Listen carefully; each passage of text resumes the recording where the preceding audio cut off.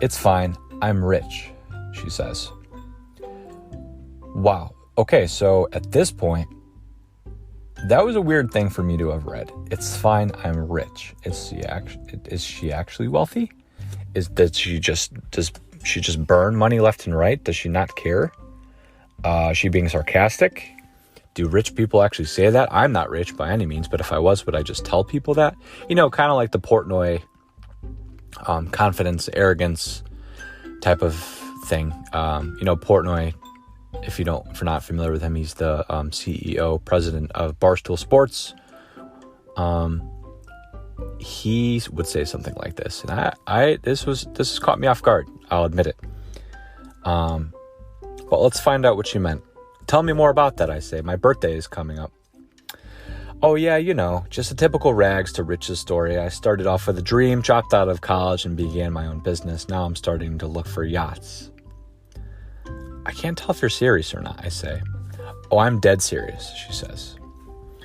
All that money, and you can't afford to pay someone to write your bio for you? I haven't seen that many typos since I dropped my carton on my keyboard. Carton referencing the cigarettes, of course. So yeah, she did have something in her profile. It was something small and dumb. But there were typos, if I remember. And it was time to bring her down off her pedestal. Let's just say she is rich and she has all this money. She actually is looking for yachts, which I'd smell BS. I don't think this is true at all, but let's just say that is true. She shouldn't be bragging and gloating about that, and like she's superior to me, and we have to. She's on her high horse, and no, like I don't like that. So let's bring her down a couple notches. All that money, and you can't afford to pay someone to write your bio for you. I think this is good because they have to be humbled. These people out there, that all the Portnoys of the world, they have to be brought down. Now that we've gotten that out of the way, let's talk less about you, I say. Now, the thing about that line is, well, the irony is most people say, let's talk more about you. No, we're not going to do that. Let's talk less about you. Enough about you, Julia. Okay, you have money, maybe, but I don't care anymore. That doesn't impress me. That's kind of the vibe we're trying to go with here. We're trying to slowly turn the momentum in the other direction. And more about you, she says. All right, let's go over what might be considered some deal breakers, hard no's, and some turnoffs, I say. Now, this is a big test. I'm 5'6", I drive an old Buick. In the process of rebuilding my credit, I got out of a 3-year relationship a few weeks ago. I no longer drink, and I work third shift.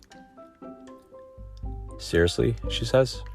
Yes, just unmatch me now if this isn't going to work. You ever see that episode of Seinfeld where George hits on that girl in the diner? For those of you that don't know, George Costanza was doing the opposite of everything he typically does, and it seemed to be working out. So he was getting the eye by this girl at the diner who happened to order the same thing for lunch as him. He went over there and he said something like, "Hi, I'm George Costanza. I'm unemployed and I live with my parents." And she's like, "Hi, I'm Veronica." Something like that. Like it worked. He did the opposite of what you're supposed to do. So I reply, "I'm Veronica. Hi." "Yes, that's the one," she replied. "You're too funny," I say. "Would you like the good news or the bad?" Now, before I reveal what I said next, all of that stuff I said, all the deal breakers, listen, they're not necessarily deal breakers. If you're 5'6", 5'1", 8'8", whatever, that's not necessarily a deal breaker. But I'm just going on tendencies of things that women tend to be fixed on. Height, money, whether or not you got out of a relationship if you're single, intentions, your availability, whether or not you're going to have a good time, if you have any past addictions, all of that. So all of those things I brought to the table, and I tried to choose like the most extreme examples of everything to bring it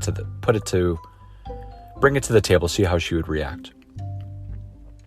And there were lies, by the way. None of that is true, but we went with it.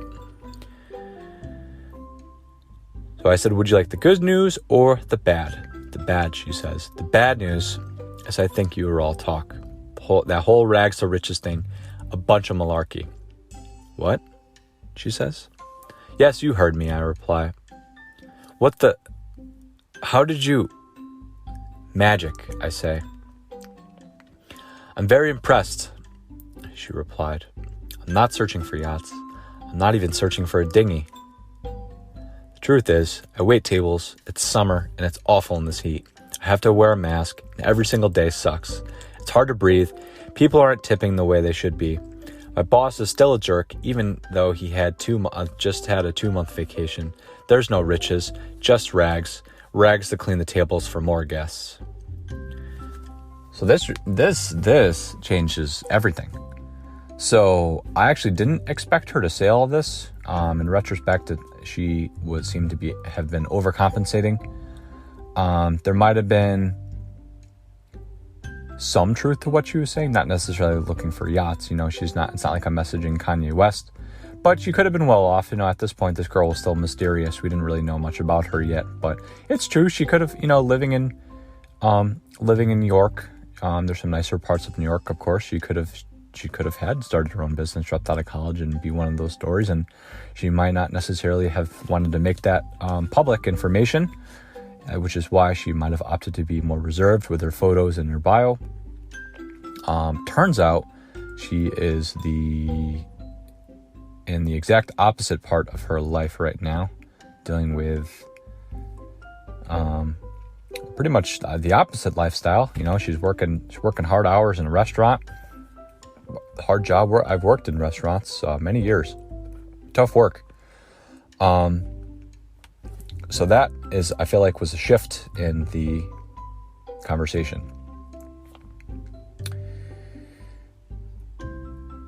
So, do you want the good news now, I say?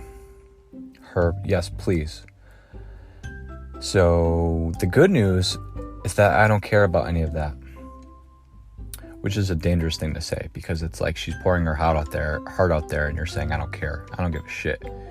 But some people might think of that as being romantic, because it's like, I don't care if you have money, or I don't care. I like you for you.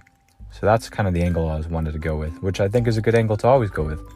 The good news is that I don't care about any of that. Money comes and goes. Trust me, it doesn't bring happiness.